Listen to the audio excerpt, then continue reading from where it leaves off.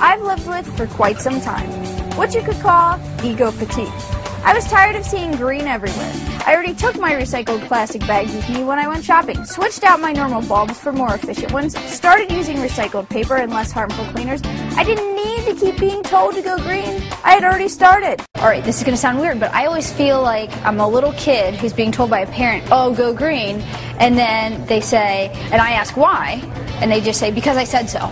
And there's never ever a reason for why to go green. So what is that reason? Why should we be going green? Again, I keep wanting to change it from green to just quality. You know, it's quality and aesthetic and a way of doing life, which just means it's not just the bottom line, it's actually what happens when we're gone and when we're done. What's the impact? That may sound awfully cerebral or heady, as Deborah puts it, but in reality, the reason to go green is simple. If you want the earth to be healthy, if you want to be healthy, you need to go green. Many of the products we use today, thinking they are safe for us to use, actually hurt the environment, which in turn hurts us, whether it's in the form of dirty air, dirty water, or using up all of our natural resources. So to be healthy, we need to go green. Going green is simply using materials and picking up habits that pollute and waste less than others. For example, recycle. Ditch the bottled water habit and drink filtered or tap water instead. Take your own bags to the grocery store, choose non-toxic cleaning solutions. Before purchasing a product, get to know it. It's questions asked about, like, you know, you ask where it comes from, how it's made, things like that, as well as looking at what's in it. Plus, how far does it travel to get to you, which is also known as the product's footprint. Finding the answer to all of those questions will help you to choose the best products and create a healthy home. But don't get stressed over it. Going green is a lifestyle change that takes time to get the hang of. So when it comes down to it, going green is all about compromise.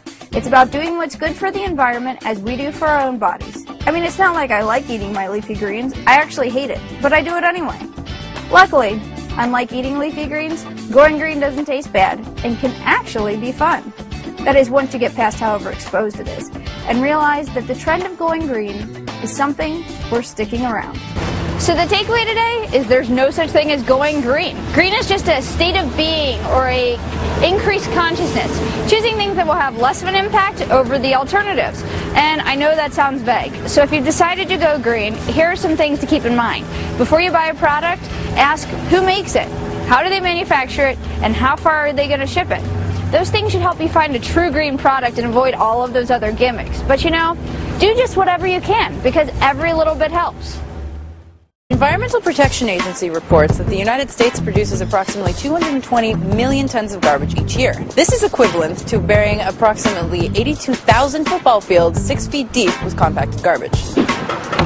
First step, I know it sounds easy, but always recycle. Sometimes you may think, if I don't recycle just this once, it's no big deal. But it is. Recycling saves resources, saves energy, and protects the environment. The plastic bags we use every day are harming the every day. Each year, an estimated 500 billion to 1 trillion plastic bags are consumed. That translates to 1 million per minute. So, be sure to bring your reusable bag with you when you go shopping.